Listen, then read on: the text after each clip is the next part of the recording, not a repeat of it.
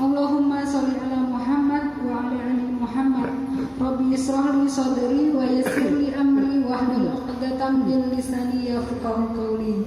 Yang terhormat Bapak Wasis Ayib Rosidi selaku pengasuh Pondok Pesantren Tahfidz Quran Bani Ali Mursyad. Kemudian yang kami hormati Bapak Sidik Ali Mustaqim, Ketua Komite MI PSM Banaran. Yang kami hormati Bapak Abdul Rashid, Kepala MA Bani Ali Mursyad. Yang kami hormati Bapak Agus Zainuddin, Kepala MI PSM Banaran. Yang kami hormati Ibu Tri Prastiawati selaku narasumber pada parenting sesi 1 ini.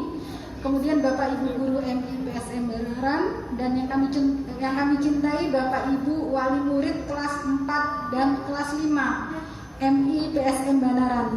Puji syukur marilah kita panjatkan kehadirat Allah Subhanahu wa taala atas limpahan rahmat dan karunia-Nya sehingga pada siang hari ini kita diringankan langkah kita untuk menghadiri acara parenting ini. Semoga keberadaan kita di sini akan menambah ilmu dan amal serta mendapatkan keridhaan dari Allah Subhanahu wa taala. Kemudian salawat serta salam senantiasa kita haturkan kepada suri tauladan kita Rasul mulia Nabi Muhammad SAW beserta keluarga serta sahabat dan seluruh umat yang istiqomah di jalan Islam. Bapak Ibu yang dirahmati Allah, izinkanlah saya membacakan susunan acara parenting pada hari ini. Yang pertama adalah pembukaan, kemudian yang kedua adalah tilawah, yang ketiga adalah doa, kemudian yang keempat sambutan, yang kelima acara inti, dan yang keenam adalah penutup. Demikian susunan acara pada hari ini, dan selanjutnya untuk mempercepat waktu kita bersama-sama kita buka acara ini dengan bacaan basmalah. Bismillahirrahmanirrahim. Untuk memberikan keberkahan pada acara ini, marilah bersama-sama kita simak tilawah yang akan disampaikan oleh Kakak Aizuddin Muhammad Faik. Kepada beliau yang bertugas kami persilahkan.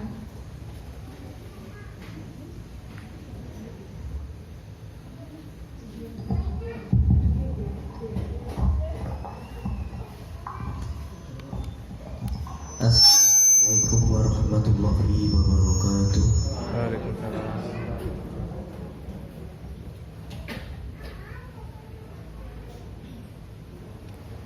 A'udzu billahi minasy syaithanir rajim.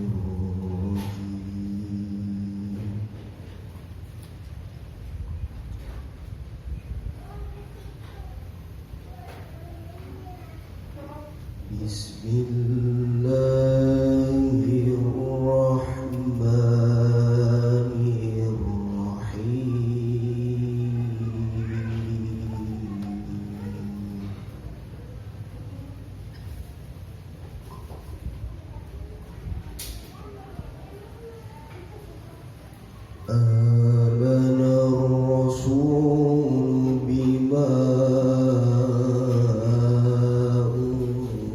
unzila ilaihi min rabbihi wal mu'minun.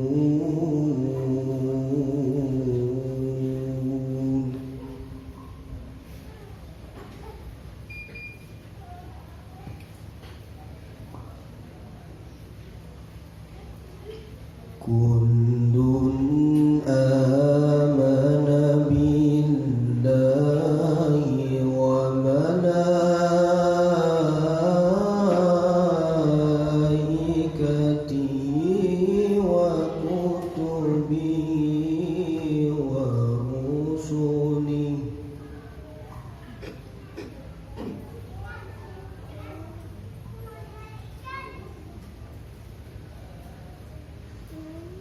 la nufarriqu baina ahadin min rusuli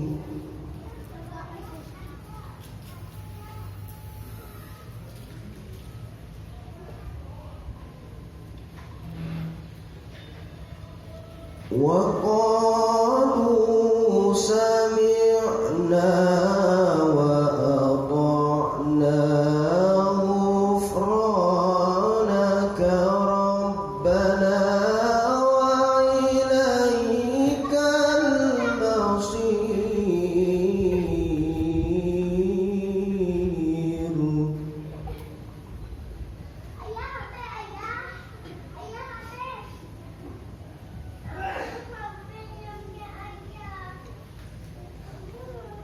لا يكلف الله نفسا إلا وسعها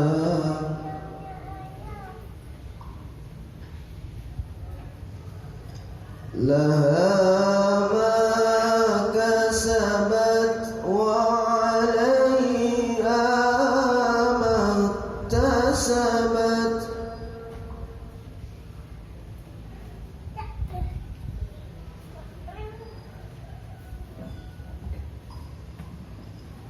ربنا لا تؤاخذنا إن نسينا أو أخطأنا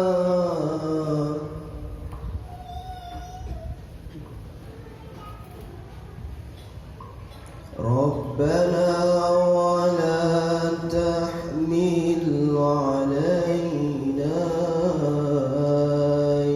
إصرا كما حملته على الذين من قبلنا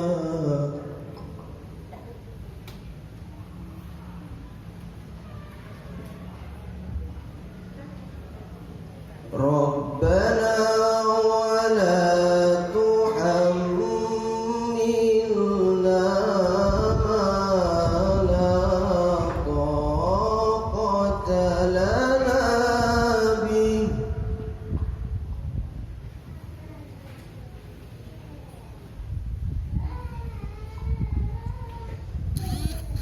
واعف عنا واغفر لنا وارحمنا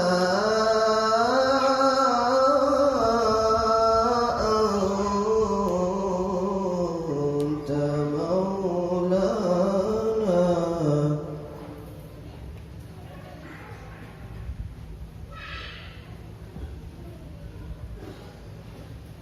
أنت مولانا فانصرنا على القوم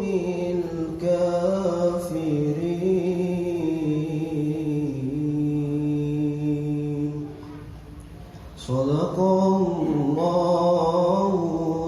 العظيم. Assalamualaikum warahmatullahi wabarakatuh. Waalaikumsalam warahmatullahi wabarakatuh.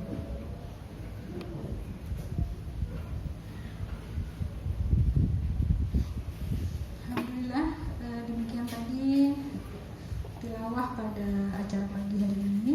Kemudian Bapak Ibu, kita menginjak kepada acara yang selanjutnya, yaitu doa kepada panjenenganipun Bapak Ustadz Ayib untuk berkenan memimpin doa pada pagi hari ini.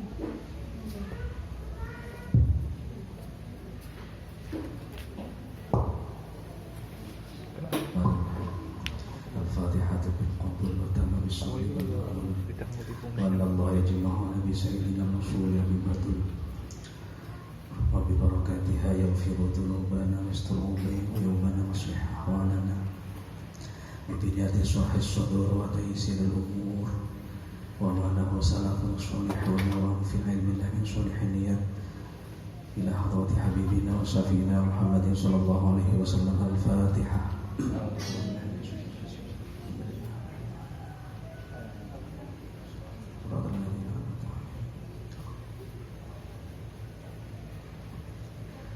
اللهم صل وسلم وبارك على سيدنا محمد وعلى آل سيدنا محمد. الحمد لله رب العالمين حمدا يوافي نعمه ويكافئ مزيدا. يا ربنا لك الحمد ولك الشكر كما ينبغي لجلال وجهك الكريم وعظيم سلطانك. سبحانك لا نحصي ثناء عليك أنت كما أثنيت على نفسك. ولك الحمد حتى ترضى ولك الحمد إذا رضيت ولك الحمد بعد الرضا. اللهم صل وسلم على سيدنا محمد سر حياة الوجود والسبب الأعظم لكل موجود. صلاة تنجينا بها من جميع الأهوال والآفات وتقضي لنا بها جميع الحاجات وتطهرنا بها من جميع السيئات وترفعنا بها عندك على الدرجات وتبلغنا بها أقصى الغايات من جميع الخيرات في الحياة وبعد الممات. اللهم اغفر لنا ذنوبنا ولوالدينا ولمشايخنا ولمعلمنا ولمن لم يكن علينا، واغفر ذنوب جميع المؤمنين والمؤمنات والمسلمين والمسلمات الأحياء منهم والأموات. اللهم رحمتك نرجو فلا تكلنا إلى نفسنا طرفة عين وأصلح لنا شأننا كله، لا إله إلا أنت. اللهم اجعلنا وأولادنا وتلاميذنا وذريتنا وأهلنا من أهل العلم وأهل الخير، ولا تجعلنا وإياهم من أهل الشر والضير. بحق ربنا هب لنا من أزواجنا وذرياتنا قرة أعين واجعلنا للمتقين إماما. ربنا ظلمنا أنفسنا وإن لم تغفر لنا ترحمنا لنكونن من الخاسرين. اللهم اجعل هذا جمعنا جمعا مرحوما واجعل تفرقنا من بعده تفرقا معصوما، ولا تدع لنا فينا ولا معنا شاكي ولا محروما. ربنا آتنا في الدنيا حسنة وفي الآخرة حسنة وقنا عذاب النار. صلى اللهم وسلم على سيدنا محمد وآله وصحبه وسلم، وارزقنا كمال المتابعة له ظاهرا وباطنا يا أرحم الراحمين. بفضل سبحان ربك رب العزة عما يصفون، وسلام على المرسلين والحمد لله رب العالمين. ببركة الفاتحة.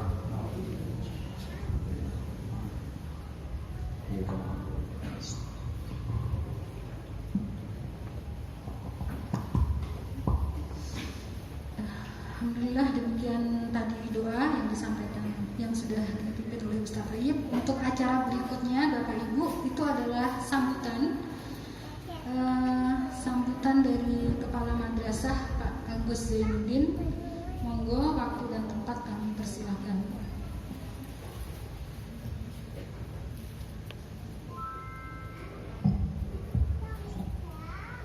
Assalamualaikum warahmatullahi wabarakatuh. Bismillah, alhamdulillah, wassalatu wassalamu ala rasulillah, amma ba'd. Yang saya hormati panjenenganipun Bapak Wasis Ayub Rosidi Al-Hafidh selaku pengasuh Pondok Pesantren Bani Al-Mursad Banaran. Yang saya hormati juga panjenenganipun Bapak Siddiq Ali Mustaqim sebagai Komite Madrasah MIPSM Banaran. Yang saya hormati Ibu Tri Prasetyawati selaku narasumber parenting pada kesempatan pagi hari ini. Yang saya hormati juga Bapak Ibu guru, panitia dari paguyuban, dan seluruh undangan yang tidak bisa kami menyebutkan satu persatu. Alhamdulillah, marilah bersama kita memanjatkan puji syukur kehadirat Allah Subhanahu wa Ta'ala, yang mana pada saat ini kita masih diberi rahmat, nikmat, dan ridhonya. Atas rahmat, nikmat, dan ridhonya tadi, kita semuanya bisa hadir dalam tempat ini dalam keadaan sehat tanpa ada aral satu apapun. Mari kita ikrarkan bersama wujud syukur kita dengan membaca hamdalah alhamdulillahirabbil alamin. Kedua kalinya salawat salam semoga tetap tercurah kepada junjungan kita Nabi Muhammad SAW, Nabi yang paling akhir, Nabi yang memberi suri tauladan, dan Nabi yang kita nantikan syafaatnya besok di yaumul kiamat. Bapak Ibu hadirin rahimakumullah, selanjutnya saya berterima kasih sekali kepada panitia yang pada kesempatan ini adalah Paguyuban MIPSM Banaran, Paguyuban Wali Murid MIPSM Banaran, yang telah bersusah payah mulai dari rencana sampai pelaksanaannya pada hari ini. Sekali lagi saya atas nama Kepala Madrasah mengucapkan banyak-banyak terima kasih, dan insya Allah acara seperti ini nanti berkelanjutan Bapak Ibu ya. Jadi yang dihadirkan pertama di kesempatan ini adalah wali murid kelas 4 dan kelas 5. Insya Allah nanti di bulan November kita akan mengundang wali murid kelas 6, kelas 4, kelas 3, kelas 2 dan kelas 1 di bulan Desember insyaallah. Selanjutnya Bapak Ibu wali murid yang sangat saya hormati, pada kesempatan ini saya mengajak kepada panjenengan semuanya, monggo mari kita bersama-sama untuk lebih memperhatikan pendidikan anak-anak kita. Ada satu hadis dari Rasulullah SAW, "Ma nahala waladun waladahu afdalu min adabin hasanin." Yang artinya tidak ada suatu pemberian yang lebih utama dari orang tua kepada anaknya selain pendidikan yang terbaik. Maka dari itu Bapak Ibu wali murid pada khususnya, sekali lagi saya mengajak kepada panjenengan, karena panjenengan adalah mitra kerja madrasah dan madrasah adalah rekan kerja panjenengan. Jadi antara panjenengan dengan madrasah itu tidak ada lagi tidak ada kasta di antara kita. Jadi tidak ada sekat pembatas di antara kita. Jadi saya sekali lagi mengajak kepada panjenengan semuanya, Bapak Ibu wali murid kelas 4 dan kelas 5, monggo bersama-sama mulai hari ini dan seterusnya untuk lebih memperhatikan pendidikan anak-anak kita. Karena pangapunten niki, pandemi Covid-19 belum berakhir dan dampaknya terhadap pendidikan itu luar biasa. Kemarin saja pangapunten, ketika pembelajaran daring dan lain sebagainya, nilai anak-anak itu luar biasa. Tapi setelah kemarin kita mengadakan penilaian tengah semester di madrasah, ternyata itu agak sedikit berbeda kenyataannya dengan ketika pembelajaran daring. Salah satunya di situ, kita akui saja, saat ini dunia pendidikan sedang terguncang di situ. Kalau ada lembaga pendidikan dimanapun yang mengatakan lembaga pendidikan saat ini baik-baik saja, berarti lembaga tersebut tidak mengadakan evaluasi. Saya yakini seperti itu. Tidak hanya di madrasah kita, tapi ini insya Allah menyeluruh seperti itu. Karena kemarin saya juga sempat ngobrol-ngobrol dengan bapak kepala yang lain ketika pertemuan, gimana dampaknya kepada anak-anak. Sama. Jadi PR kita ke depan Bapak Ibu, makanya dengan diadakan kegiatan-kegiatan seperti ini, mudah-mudahan menambah semangat kita untuk lebih memperhatikan pendidikan anak-anak kita.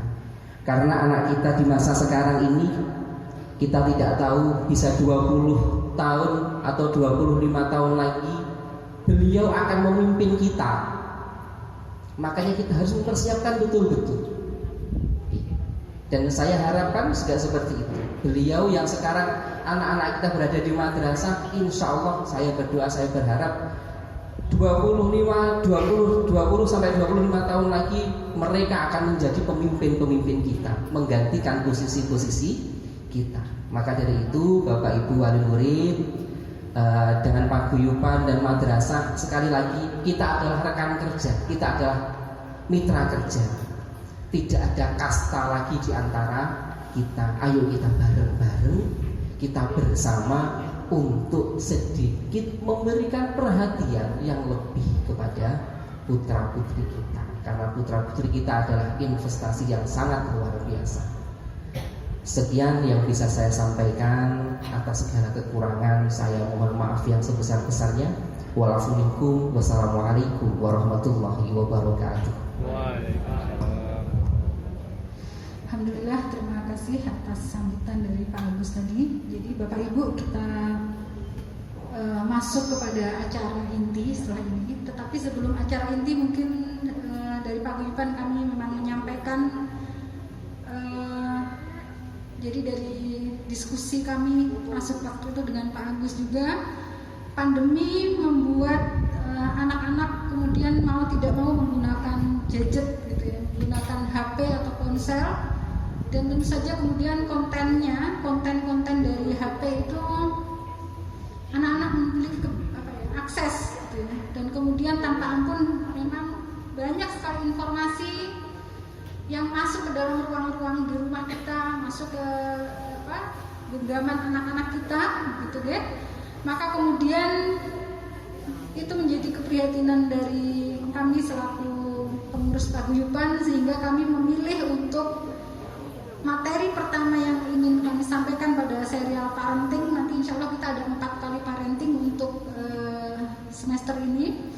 Itu adalah tentang kontrol orang tua dalam penggunaan gadget atau ponsel, terutama untuk putra-putri yang kali ini untuk kelas 4 dan kelas 5, gitu ya.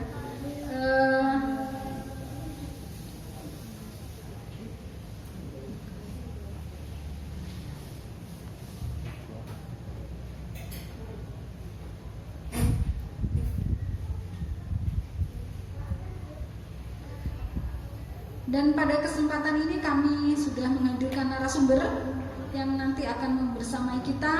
Seperti yang saya sampaikan kemarin di grup, silahkan, semoga nanti kita banyak ditanya jawab, gitu ya. Materi, kemudian ada waktu untuk tanya jawab. Silahkan banyak bertanya, menyampaikan unek-uneknya, curhat juga boleh, gitu ya. Karena memang ini menjadi kecemasan kita bersama, gitu ya, terkait dengan penggunaan gadget. Baik, langsung saja Bapak Ibu kami perkenalkan untuk pemateri kita pada siang hari ini.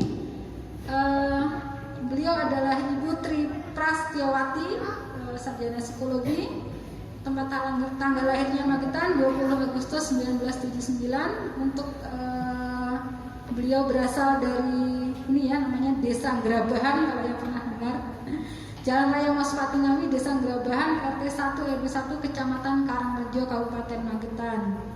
Pendidikan beliau di S1 Psikologi Universitas Muhammadiyah Malang. Untuk pengalaman kerja, pernah menjadi konselor psikolog di LP2 AIT Al-Uswah Magetan, kemudian konselor psikologi di LPI Al-Ikhlas Mantren, dan 2010 sampai sekarang menjadi guru bimbingan konseling di MTSN 1 Magetan. Baik, ini biodata narasumber kita. Kemudian sebagai informasi, panitia juga menyediakan door prize bagi nanti yang aktif bertanya. Ada door prize menarik untuk Bapak Ibu, silakan dimanfaatkan. Begitu ya. Waktu dan tempat saya persilakan kepada Ibu Tri. Monggo, mari kita manfaatkan majelis pada siang hari ini untuk menimba ilmu, gitu ya. Monggo, Ibu Tri.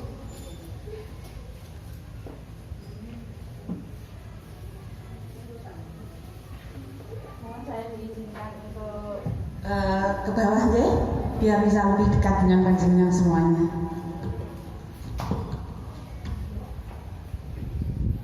Bismillahirrahmanirrahim. Assalamualaikum warahmatullahi wabarakatuh. Rabbi shrah li sadri wa yassir li amri wahlul 'uqdatam min lisani yafqahu qawli. Alhamdulillahirabbil alamin. Kita pada pagi hari ini masih diberi kesempatan nikmat iman, nikmat Islam, nikmat sehat, ya. Maka tidak ada kata lain kecuali alhamdulillah, kita panjatkan kehadirat Allah Subhanahu wa taala. Yang kedua kalinya, terima kasih atas waktu yang diberikan kepada saya selaku narasumber pada acara parenting, yang tadi informasinya adalah parenting pertama. Tapi bagi saya pribadi, parenting pertama sudah luar biasa Bapak Ibu, karena antara paguyuban dengan pihak madrasah saling bersatu padu demi putra putri yang diamanahkan Bapak Ibu di madrasah MI Banaran, ya. Iya. Yang ketiga kalinya, tadi sedikit saya menyimak apa yang disampaikan oleh Bapak Kepala Madrasah, ya, bahwa wali murid atau wali santri dengan madrasah itu ibarat satu tubuh, tidak ada kasta di antara kita, ngoten ya. Iya. Jadi harapannya, ya, dari wali santri atau wali murid beserta pihak sekolah itu memang harus sinergi, saling membutuhkan. Semua yang kita lakukan demi putra putri kita semuanya. Jadi tidak ada wali murid itu yang bahasa Jawa ini pun pasrah bongkoan datang madrasah gitu ya. Pokoknya saya nitip anak saya ke madrasah dadi opo-opo tak pasrahkan, padahal tidak seperti itu Bapak Ibu. Karena ternyata anak-anak kita itu sebenarnya sebagian besar waktunya adalah dengan Bapak Ibu semuanya di rumah. Jadi hanya berapa persen anak-anak itu kita titipkan kepada Bapak Ibu guru yang ada di madrasah. Oleh karena itu saya sekali lagi mengapresiasi ya acara kali ini, yaitu acara parenting yang dipromotori langsung oleh paguyuban dan difasilitasi oleh pihak madrasah. Jadi terima kasih, saya selaku narasumber ya diberi kesempatan untuk bisa belajar bersama. Kita di sini adalah thalabul ilmi, di jalan Allah kita bersama-sama belajar. Jadi belum tentu saya yang ada di depan panjenengan ini yang paling baik, yang paling bisa ya.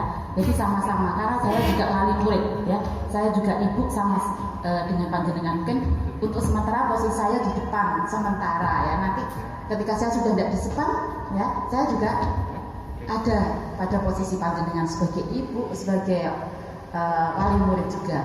Bapak Ibu tadi di awal ya sudah diperkenalkan karena tak kenal maka tak sayang gitu ya, tentang biodata saya. Sedikit saya sampaikan, itu biodata singkat saya ya, yang tadi sudah dibacakan, nama lengkap beserta alamat saya, kontak person saya. Ketika nanti mungkin setelah acara ini ada yang ingin gitu ya konsultasi pribadi, bisa japri WA saya, itu ada. Dan kalaupun mau kerso rawuh, monggo, rumah saya insya Allah terbuka untuk Bapak Ibu. Dan rumah saya dekat jalan raya, jadi kalaupun naik pribadi ya, kendaraan pribadi maupun naik kendaraan umum pun pas jalan raya jurusan Ngawi Solo ya, jadi perbatasan antara Ngawi dengan Magetan. Jadi Bapak Ibu, saya sampaikan tadi saya juga ibu ya, alhamdulillah punya suami ya, 1, putra saya 2. Saya ingin punya putri cewek, doakan semoga nanti saya punya putri ya. Ini kebetulan saya baru diizinkan Allah diberi amanah 2. Yang pertama itu biasa kita manggilnya Mas ya, Mas Muhammad Rafiq Fathur Rahman, yang alhamdulillah sekarang belajar di Pondok Pesantren Darut Taqwa di Pintu Jenangan, masih kelas 2 Bapak Ibu. Ini selama pandemi ini hampir bulan Juni saya hantarkan, sampai sekarang belum pernah ketemu Bapak Ibu. Tapi alhamdulillah diizinkan video call. Jadi kalau ke pondoknya hanya antar barang Bapak Ibu, itu pun jauh gitu ya. Jadi sini itu tempat pos barang anak saya mungkin jaraknya 150 meter gitu. Tapi saya sengaja Bapak Ibu karena saya ingin lihat muka anak saya ya. Jadi kalau saya naruh barang gitu, saya tunggu sampai nanti ustadznya manggil nama anak saya, Muhammad Rafiq Fathur Rahman. Bahasa Arab saya nggak bisa bahasa Arab Ibu deh. Wah itu suara Mas itu dek gitu. Jadi kalau sudah gitu nanti anak saya melambai-lambai gitu. Ya Allah, itu rasanya hati ini seperti disiram air gitu. Hading gitu ya. Nah bisanya seperti itu. Mungkin ibu bapak yang putranya di pondok nanti suatu saat akan merasakan seperti yang saya rasakan. Yang kecil ini ibu, yang beda sekali sama kakaknya Azam Nawal Mawasi, yang sekarang saya juga amanahkan karena saya tidak bisa mendidik sendiri di SDIT Al-Ikhlas, masih kelas 1. Itu sementara perkenalan saya selaku narasumber. Seperti yang tadi di awal saya bilang, kalau ingin membutuhkan saya, bantuan saya siap ya, saya siap. Monggo, itu kontak person saya. Insya Allah itu cukup ya Bapak Ibu. Iya. Langsung next ya. Alhamdulillah di sini saya diamanai untuk sebagai narasumber, dan kemarin dari panitia sudah memberikan tema kontrol orang tua dalam penggunaan gadget atau ponsel, dan saya mengambil judul kali ini adalah peran orang tua mengatur penggunaan gadget atau ponsel. Ya. Adapun yang nanti kita akan bahas, topik utama yang kita bahas adalah yang pertama adalah pengertian dan macam gadget, yang kedua dampak penggunaan gadget, dan yang terakhir adalah tip bijak mengatur penggunaan gadget pada anak. Ya. Bapak Ibu, sebelum kita ke tema ya, saya ingin memberikan Anda satu tayangan yang insya Allah ini real yang terjadi di masyarakat, dan sengaja memang karena saya paling hobi nonton Aiman ya. Bapak Ibu pernah nonton Aiman di Kompas TV? Ada ya? Nah, ini memang sengaja saya ambil satu rekaman dari programnya Aiman. Monggo disimak. Ratusan jiwa mengalami gangguan, terjadi merata hampir di seluruh Indonesia. Fenomena baru terjadi belakangan dan ternyata masih memunculkan korban dan bahaya bagi sekelilingnya. Saudara saya Aiman Wicaksono, saya akan menuju sebuah rumah sakit di Bandung, Jawa Barat, rumah sakit jiwa yang mendiagnosa ratusan anak yang terdeteksi mengalami gangguan jiwa akibat gawai. Saudara, ikuti saya dalam Tersulut Gawai, Terganggu Jiwa.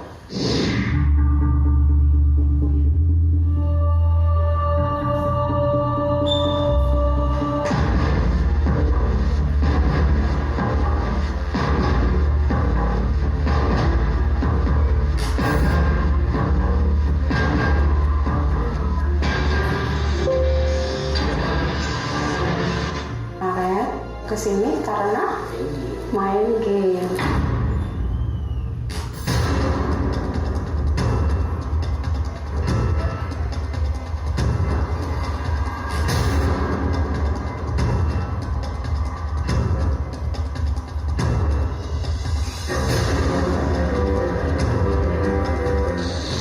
Beli ini beli itu bisa dia lakukan dengan cara berbohong atau bahkan sampai ada yang mencuri. Mirip dengan narkoba, dokter? Iya, betul.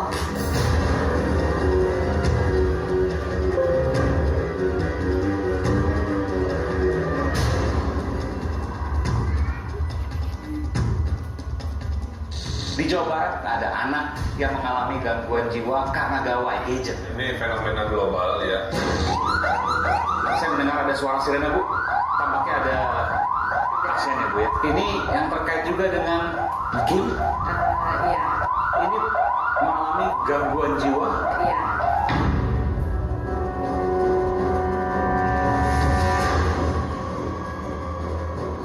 Sempat menganiaya ibu kandung. Ya kalau dilarang, kalau apa dia berusaha untuk mau melawan. Saudara, apa yang sesungguhnya terjadi? Saya mengumpulkan informasi di mana ada sejumlah daerah di hampir seluruh Indonesia yang mengalami kejadian sama. Anak mengalami gangguan jiwa karena gawai.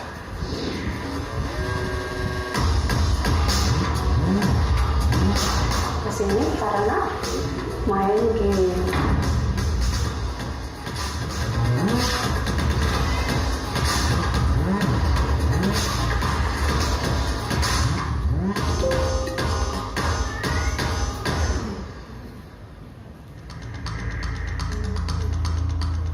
Canggung, mati gaya, istilah saat ini. Semua terjadi jika gadget alias gawai tidak ada dalam genggaman. Ya, seiring perkembangan zaman, keberadaan gawai seolah tak bisa dipisahkan dari kehidupan sehari-hari. Dimanapun, kapanpun, gawai adalah kunci untuk bekerja hingga mencari hiburan. Efeknya memunculkan candu, dan candunya menyebabkan gangguan jiwa. Awal bulan ini, tiba-tiba masyarakat dikejutkan. Rumah sakit jiwa ternyata telah menangani ratusan anak pecandu gawai silih berganti. Fenomena baru muncul sejak maraknya game online dan media sosial di perangkat telepon pintar, smartphone. Biasanya individu yang kecenderungan gadget atau game sih sebenarnya, games atau yang gadget karena biasanya dia punya namanya preokupasi, jadi pikiran yang terus menerus ke hal tersebut gitu. Mungkin dia sedang belajar juga, jadi ingatnya itu game, jadi nggak fokus belajar gitu. Mengkhawatirkan karena jumlah pasien pecandu gawai faktanya makin bertambah hingga terus mendatangi rumah sakit jiwa. Rumah Sakit Jiwa Cisarua, Bandung Barat, Jawa Barat dalam 1 bulan menangani hingga 12 pasien, seluruhnya akibat candu gawai. Sebagian dari mereka harus dirawat inap karena membahayakan sekelilingnya, yang membuat miris usia mereka berkisar 7 hingga 15 tahun. Di Jawa Tengah, candu gawai juga mengintai. Sejak tahun ajaran baru 2019, Rumah Sakit Jiwa Daerah Surakarta menangani rata-rata 2 pasien setiap hari, seluruhnya dari kalangan anak dan remaja yang mengalami candu gawai. Begitupun Rumah Sakit Jiwa Menur, Surabaya, Jawa Timur. Dalam 1 bulan, rata-rata menangani 2 pasien pecandu gawai berusia rata-rata belasan tahun. Di Pulau Sumatera, sejumlah rumah sakit daerah juga menangani kasus yang sama. Di Palembang, Sumatera Selatan misalnya. Demikian pula di wilayah timur Indonesia. Meski sementara ini Pulau Jawa, Jawa Barat dan Jawa Tengah dilaporkan terdapat korban anak dan remaja terbanyak, Wali Kota Bandung, Jawa Barat, Odet Dania, memunculkan cara unik, memberikan anak ayam bagi siswa sekolah. Agar mereka juga tidak terlalu fokus kepada gadget, saya punya program nanti insya Allah ini sedang digodok oleh kita. Nanti ada program anak-anak rek di berek, rek SD di berek memelihara ayam. Mereka yang kecanduan gawai biasanya memiliki kehidupan yang berbalik dengan orang pada umumnya. Suasana hati mudah berubah menjadi kasar, bahkan mengamuk. Tidak hanya itu, seringnya bermain gawai dapat berujung pada kurangnya berteman di dunia nyata. Anak-anak terpaku dengan gawai menghabiskan waktu bermain hingga di atas 8 jam 1 hari. Tidak melakukan apapun, stres dan sulit konsentrasi jadi kondisi sehari-hari. Teknologi seperti pisau bermata 2, ada sisi positif dan negatif. Faktanya, setiap orang tidak bisa menghindari paparan teknologi. Namun, bagaimana jika berujung pada gangguan jiwa? Aiman mengutasnya. Saudara, saya berada di Bandung, Jawa Barat, dan saya berada persis di depan Rumah Sakit Jiwa Provinsi Jawa Barat. Saya akan datang sini karena ada sebuah fenomena baru, saudara, di mana ada ratusan anak yang dirawat di rumah sakit ini karena gangguan jiwa akibat gawai atau gadget yang setiap hari ia gunakan, ia mainkan, dan kemudian dirinya mengalami kegoncangan. Saudara, ikuti saya akan melakukan pencarian informasi tuntas mengapa hal ini bisa terjadi, yang merupakan fenomena baru yang bisa saja hanya sedikit yang terungkap, tapi lebih banyak lagi di bawah yang belum terungkap, alias fenomena gunung es. Bagaimana gejalanya? Apa yang harus dilakukan? Bagaimana batasannya? Saya akan masuk dalam, saudara. Ikuti saya.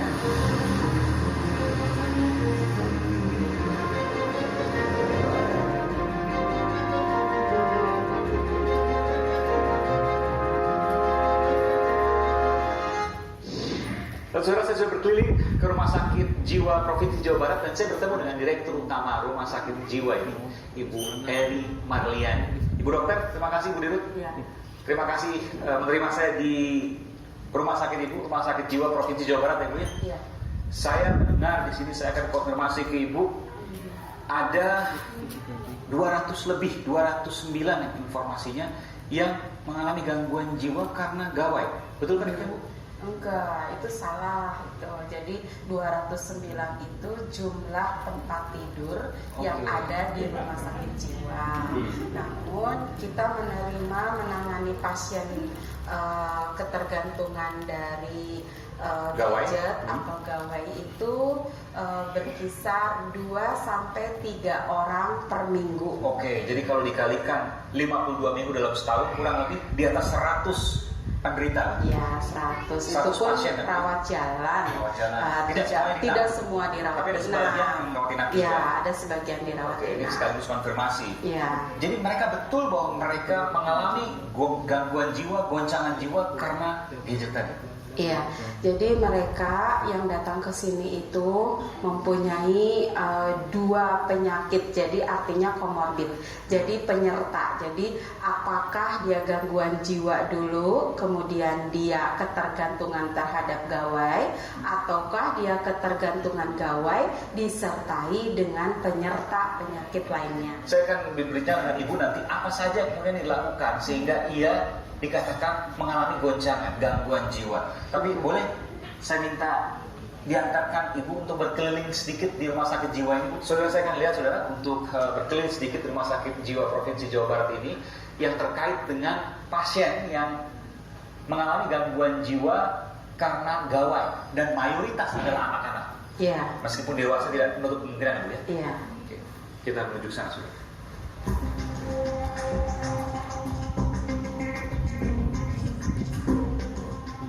Oh, ini kasur apa ini, Bu? Ya, ini kasur di dalam.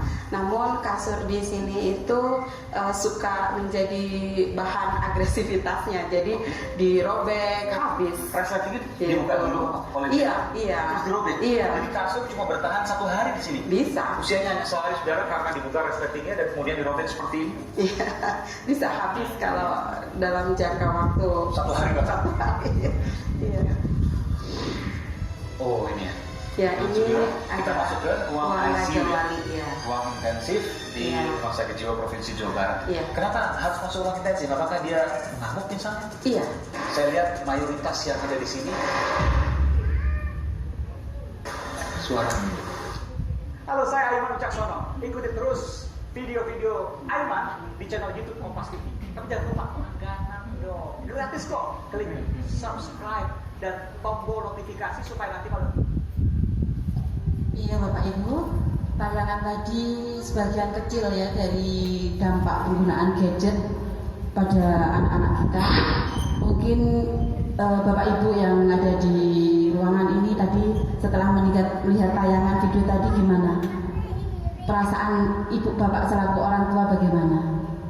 Bisa Anda ekspresikan coba di sini apa yang panjenengan rasakan ya dengan setelah melihat tayangan tadi Bapak Ibu.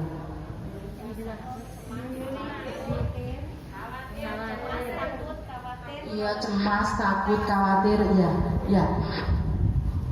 Mungkin sama ya dengan saya yang ada di depan ini ya. Jadi kecemasan, ketakutan, kekhawatiran ya. Pasti setelah melihat tayangan tadi ini fakta Bapak Ibu ya. Fakta yang memang sengaja dari program Aiman itu ya lewat Kompas TV-nya beliau menginvestigasi langsung tentang dampak gadget pada anak-anak. Apalagi sekarang ketika pemerintah menggulirkan program daring di mana karena akibat COVID-19 ya, akibat pandemi dari pihak sekolah tidak bisa melakukan program pembelajaran tatap muka secara langsung gitu ya. Dan salah satu alternatif yang diberikan pemerintah adalah program daring yang bagaimanapun terpaksa anak-anak kita belajar jarak jauh dengan menggunakan media, yaitu salah satunya adalah HP Bapak Ibu. Tegang Bapak Ibu. Kalau saya melihat air muka panjenengan kayaknya sepertinya ya tidak seperti pas datang pertama. Ada senyum ya, ada sedikit rileksnya gitu.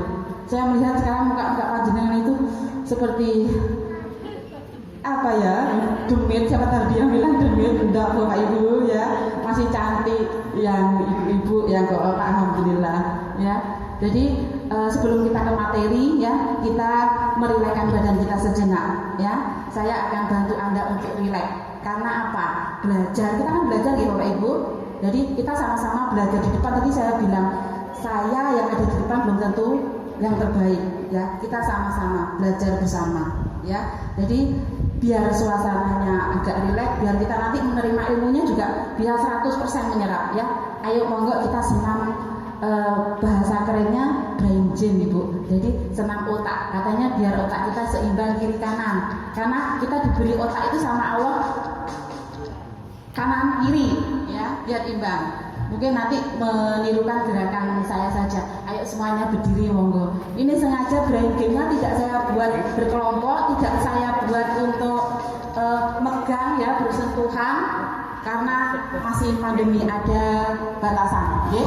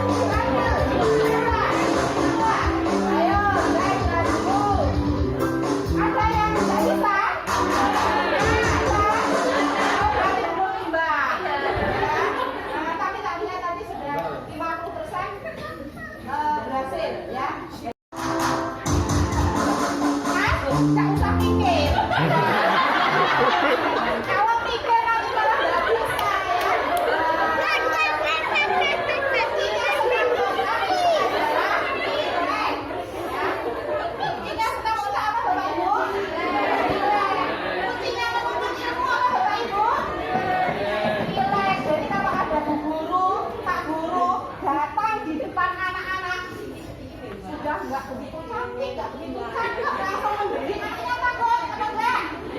Ibu yang disampaikan bisa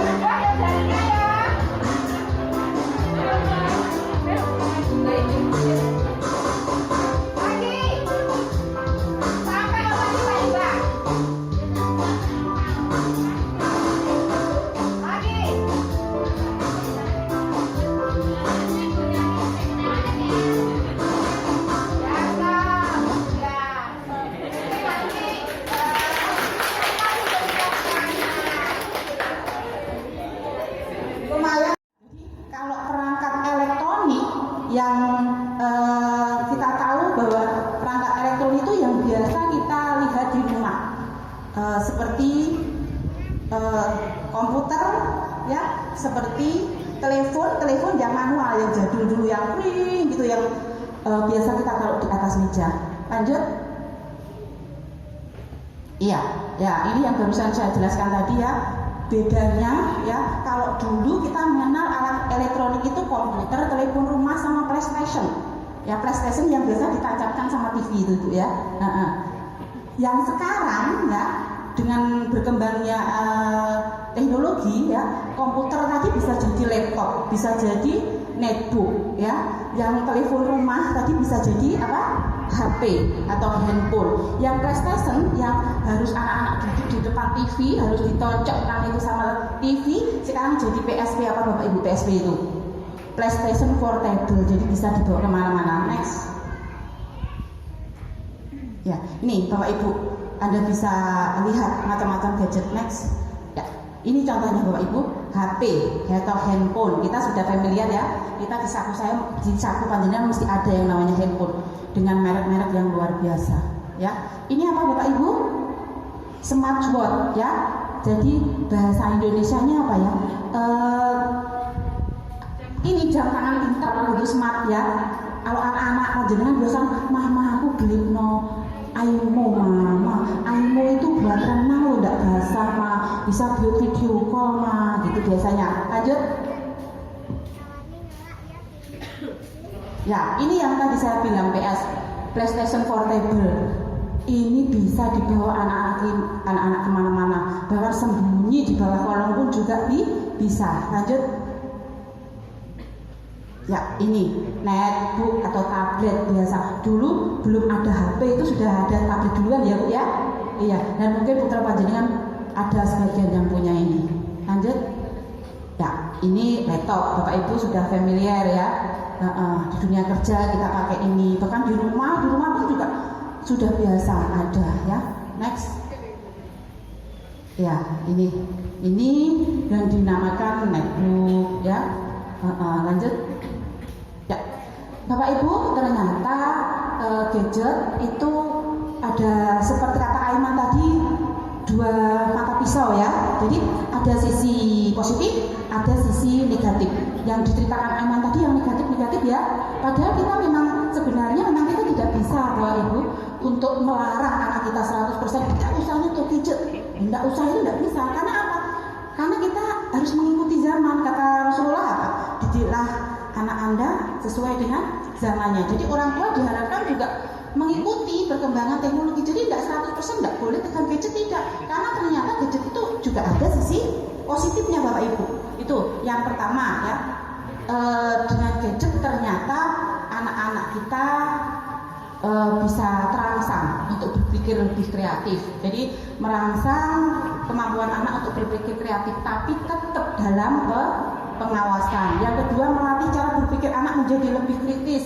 Anak karena biasa yang ditatap HP atau yang ditatap gadget, kalau ada apa itu langsung merespon. Ya, yang paling akut itu saya pernah mendengar ya, kebetulan maaf, rumah saya itu tempat umum Bapak Ibu ya, karena saya punya usaha cuci mobil. Jadi yang ke situ kan banyak orang macam-macam ya. Terkadang saya itu melihat ya, ketika orang tua menghentikan mobilnya isinya 5 Bapak, ada ibu, ada bapak, ada 3 anaknya. Itu kalau di ruang tunggu itu Bapak Ibu, kan saya sediakan ruang tunggu ya, itu langsung bapaknya parkir mobil, nanti 5 orang itu jejer-jejer cari posisi aman masing-masing, dan semuanya pegang gadget semuanya. Ya Allah, luar biasa ya. Nah, jadi pernah saya tahu itu ada anak, kebetulan anak yang langganan saya nyuci itu duduk, itu maaf, ketika yang dimainkan itu mungkin game yang perang gitu ya. Jadi ketika kalah, itu yang keluar apa Bapak Ibu?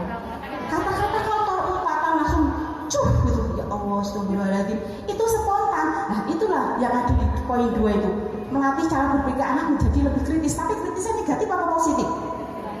Negatif, misuh ya Bu, ya, mengumpat ya. Karena ada apa tadi? Ada rangsangan, ya. Yang ketiga, membantu anak dalam merangsang kemampuan motorik. Tapi sebenarnya ini kecil Bapak Ibu.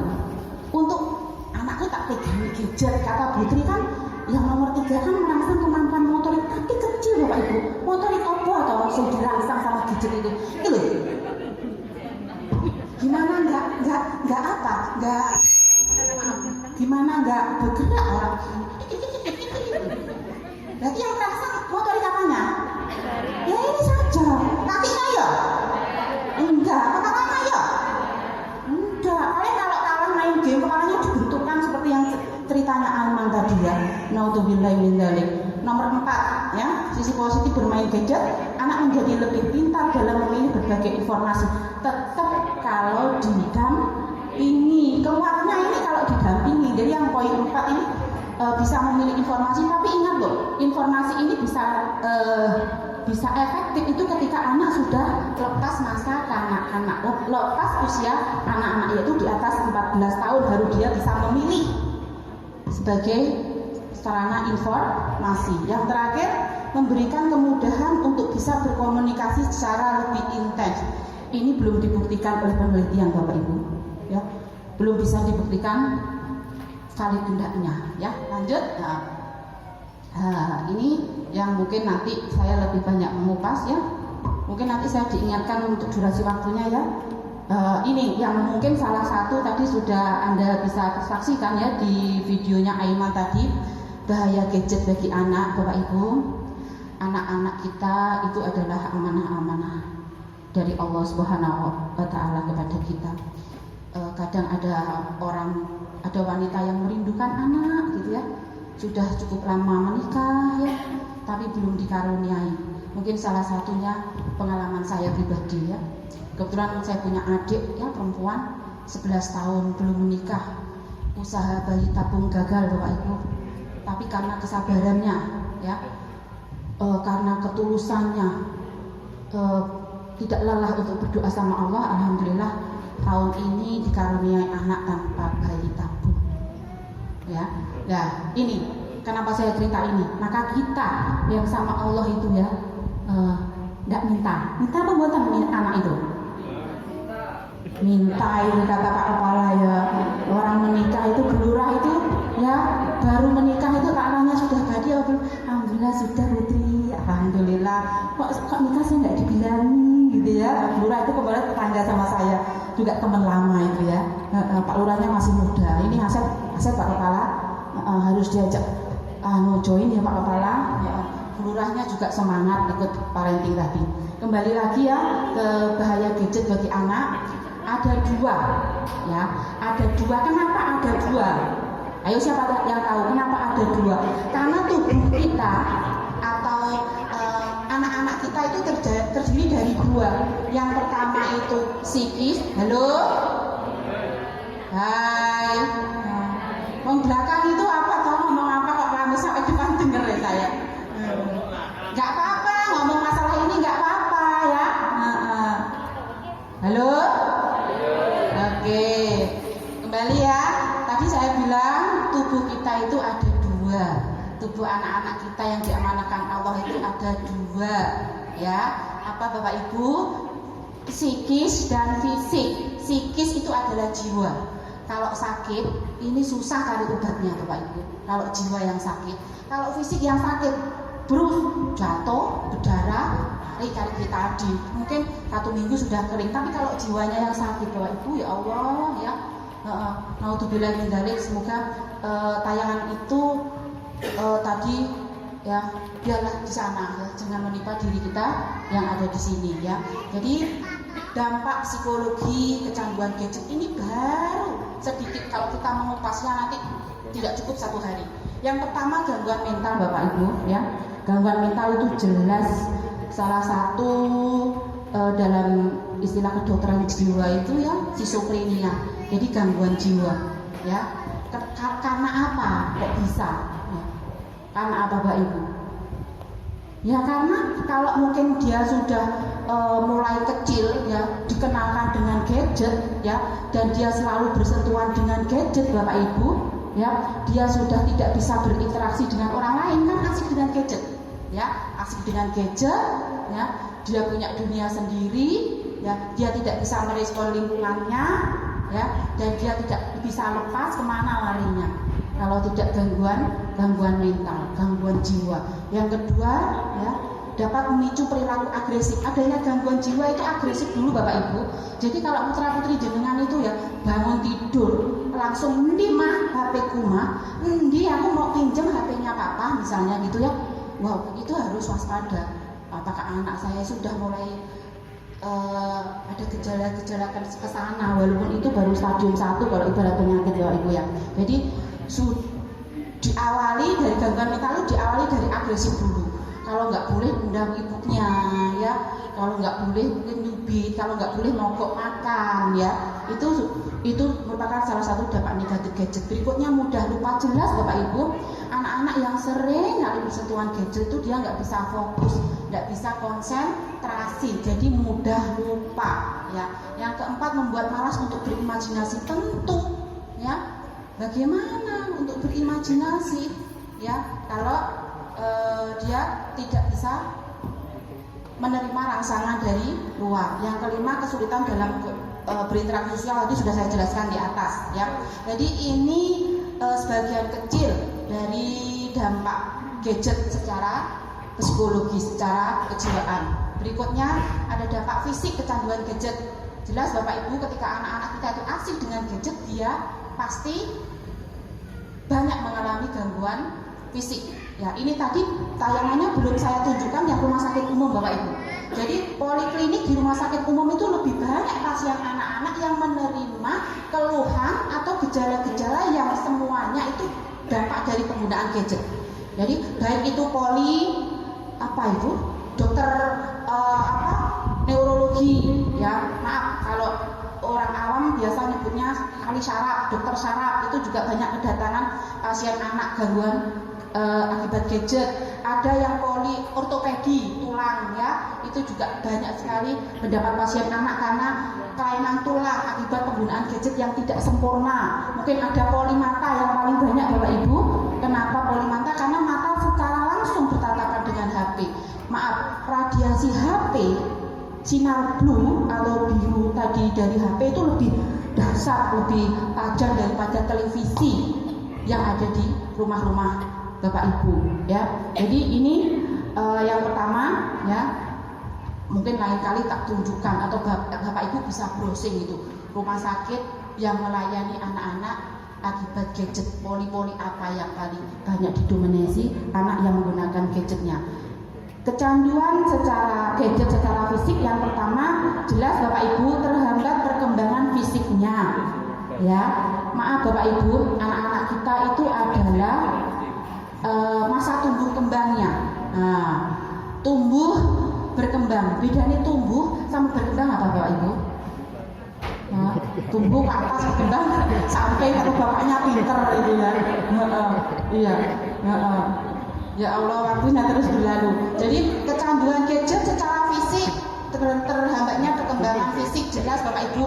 Ini keterangannya di nomor 2, obesitas. Anak-anak yang sering menggunakan gadget dia tidak pernah bergerak Bapak Ibu.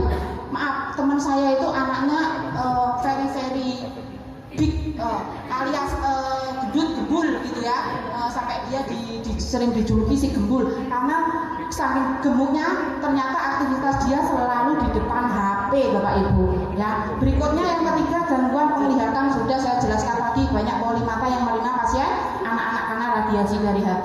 Cepat lelah karena mengganggu tidur Bapak Ibu. Anak-anak kita yang dikatakan anak-anak itu usia 7 sampai 14 tahun. Usia 7 sampai 14 tahun, anak-anak itu butuh waktu istirahat lebih lama daripada kita yang tua-tua ini. Kalau anak-anak itu kita normalnya berapa? Istirahat 8 jam ya. Anak-anak kita itu harus lebih Bapak Ibu. Jadi kalau mainan HP dia sempat istirahat, tidak sempat Bapak Ibu. Yang terakhir yang sudah saya jelaskan tadi, radiasi yang berdampak pada perkembangan otak. Mungkin suatu saat saya tunjukkan otak-otak anak yang sudah kecanduan sama yang belum. Padahal otak kita itu luar biasa diberikan sama Allah ya. Bentuknya bentuknya itu bagus ya Bapak Ibu ya. Walaupun di dalam bisa direkam ya. Tapi kalau anak-anak kita itu selalu menggunakan HP, otaknya itu sudah tidak berbentuk. Maaf, kalau kita lihat anak saya tunjukkan sampai, masa itu otak orang lihat HP? Iya deh, Insya Allah itu next. Nah, ini apa yang harus kita lakukan sebagai orang tua, ya? Karena kita itu di rumah tidak hanya sebagai orang tua, kita umi, abi, ayah, ibu, mama, papa itu sebenarnya jadi guru yang utama sebelum bapak ibu guru yang ada di madrasah. Ayo bapak ibu, ya. Jadi bapak ibu yang ada di rumah itu guru yang utama sebelum anak kita itu kita titipkan dengan bapak ibu guru. Maaf, ada ustadz itu, ustadz favorit saya, Ustadz Adi Hidayat itu berpesan loh sama bapak ibu itu. Bapak ibu, tolong bapak ibu, satu hal yang panjenengan jangan sampai posisi Anda itu dialihkan oleh para ustadz ustadzah itu. Jadi jangan sampai ya bapak ibu itu nggak dapat pahala dari Allah. Apa itu Ustadz Adi? Ya, ternyata apa? Maaf bapak ibu, apakah? Coba tanya sama diri panjenengan semuanya, bapak atau ibu. Al-Fatihah, surat pembuka dalam Al-Quran, ya, surat di atas surat-surat yang ada di dalam Al-Quran, yang itu merupakan kalam Allah. Al-Fatihah gitu, itu panjenengan ajarkan yang paling pertama kepada anak-anak panjenengan. Apakah anak anda semuanya ini bisa Al-Fatihah dari para ustadz-ustadzah yang ada di madrasah bapak ibu? Ayo coba tanyakan sama panjenengan. Yang pertama loh bapak ibu, jadi putra panjenengan itu bisa Al-Fatihah dari mulutnya panjenengan loh ya. Ojo jenengan titip langsung Al-Fatihah. Itu berarti bukan peran panjenengan, berarti pahala panjenengan siap diambil ustadz-ustadzah ini yang ada di depan ini. Sayang ya bapak ibu ya. Semoga kita tidak seperti itu. Jadi ini yang nanti akan saya sampaikan kepada panjenengan bagaimana tip bijak sebagai orang tua dalam penggunaan gadget pada anak-anak kita. Walaupun ini hanya sebagian ya. Yang pertama bapak ibu, sebelum di materi ini saya ingin terangkan bahwa anak-anak kita tadi aset. Ya, anak-anak kita yang nanti meneruskan kita. Ya, karena anak-anak kita lah kita bisa masuk surga, atau sebaliknya karena anak-anak kita akan masuk ke neraka. Ya, bapak ibu, tadi di awal saya bilang usia anak-anak itu usia berapa? 7 sampai 14 tahun. Nah, insya Allah bapak ibu yang ada di sini putranya rata-rata itu enggak? Tadi bapak kepala bilangnya ini parenting untuk kelas 3, 4, 5 ya. Berarti cocok. Anak-anak itu adalah usia 7 sampai 14 tahun. Di dalam ilmu psikologi dan ilmu neurologi, ilmu tentang otak manusia, itu para psikolog itu sudah mewanti-wanti bapak ibu kepada orang tua itu. Hei orang tua, tolong dengarkan saya. Kalau sampai ini start ini Anda salah, ya maka maaf, sengsara selamanya. Tapi kalau Anda pegang ini, maaf, selamat-selamanya. Walaupun itu belum jaminan ya. Nah, tergantung stimulasi dari luar. Apa itu? 1, ya, jangan, sebenarnya pakai jangan nggak boleh Ustazah ya, nggak boleh loh pakai jangan itu. Bapak ibu guru itu kalau melarang itu jangan pakai jangan, karena kalau pakai jangan ini syaratnya langsung putus. Sebaiknya gitu ya, sebaiknya ya usia di bawah 7 bapak ya. Jangan menang ya. Sebaiknya ya. Jadi jauhkan anak-anak kita dari interaksi gadget, HP atau tadi saya sebutkan elektronik ya. Elektronik itu usia 0 sampai 2 tahun. Kenapa kok 0 sampai 2 tahun? Lancene 0 sampai 2 tahun rong sopo-popo. Di DKI HP yang menengah iku ngerti, siapa bilang ya? Karena usia 0-2 tahun itu Allah sudah maksimalkan nota ini. Jadi 0-2 tahun jangan menangis. 0-2 tahun jauhkan dari HP ya. Karena ingat tuh, tadi HP tadi mengeluarkan sinar blue ya, yang radiasinya lebih tajam dari TV. Jadi 0-2 tahun jauhkan, nggak usah. Tapi aneh loh Bapak Ibu, sekarang itu bayi baru lahir itu iso selfie. Iya, ponakan saya yang tadi saya ceritakan itu, kalau ada orang jepret gitu, ya dia senyum ya. Padahal baru 3 bulan. Loh saya ya sampai aneh, ya Allah, 3 bulan lo kok iso selfie yo, kok ngerti kamera, sadar kan kamera. Nggak tahu apa karena memang bayi milenial yo atau bayi corona kali ya. Ya, jadi 0-2 tahun jangan bersentuhan. Seharusnya tidak didekatkan. Terus setelah itu ya yang dinamakan golden age ya 5 tahun ya itu dikenalkan ya, dikenalkan. Jadi difoto ya, dinyalakan musik is okay ya. Setelah itu 7 sampai 14 tahun istilah sebaiknya Anda menggunakan istilah meminjami atau artinya apa? Tidak Anda berikan hak kepemilikan terhadap anak-anak gadget itu. Usia berapa tadi yang tidak diberi kepemilikan HP? 7-14 tahun itu istilahnya diapakan? Dipinjemi saja ya. Karena apa? Ketika dipinjemi mereka tidak punya hak. Ya, ini mama pinjem loh. Dan ketika meminjam kita harus bergaining, kita harus punya perjanjian. Nah ya, gitu. Jadi kita masuk ke yang pertama ya, batasi waktu anak main gadget. Berilah jadwal penggunaan gadget ya. Umur itu menentukan berapa jam anak pegang gadget. Ya, jadi ketika 7 sampai 14 tahun ya, itu masuk kategori anak-anak, pegang gadgetnya itu 2 jam sampai dengan 7 jam ya. Itu hitungan 1 minggu. Jadi bahasa lainnya, cukup Anda berikan gadget itu ketika hari libur, misalnya hari Minggu 2 jam, ya, nggak boleh lebih dari itu. Berikutnya, yang kedua, ketahui password ponsel. Kalau anak kecil insya Allah belum bisa password bu ya, yang bisa itu 14 ke atas itu baru bisa, ya. Biasanya nggak bisa. Ternyata password itu ya, saya kebetulan ngajar sanawiyah ya, setingkat SLTP. Ada kasus anak-anak itu HP-nya pada di password, setelah ada rahasia HP kita buka ternyata naudzubillah min dzalik isinya ya. Terus ada juga kecelakaan, misalnya kasus kecelakaan anaknya koma, HP di password, akhirnya kita kehilangan kontak, itu juga pernah terjadi ya. Nomor 3, komunikasi secara terbuka dengan anak. Bapak Ibu, sebenarnya timing yang pas untuk berkomunikasi dengan anak itu adalah ketika kita dekat dengan anak, dan anak itu ketika pegang HP, kita ajak komunikasi, quality time di situ ya. Ada sisi positifnya, jadi anak dampingi HP. Yang keempat, jadi contoh yang baik ya, yang terkadang kita itu bisa ngomong nggak bisa meraktekkan. Contoh yang baik Bapak Ibu, ketika kita membuat aturan anak-anak kita ya harus ikut aturan itu. Jangan larangan kepada anak tapi kita main HP di depan anak. Alasannya ini Umi kerja loh, ini Umi ngasih tugas muridnya, nggak boleh gitu. Yang kebetulan mungkin profesinya jadi guru ya.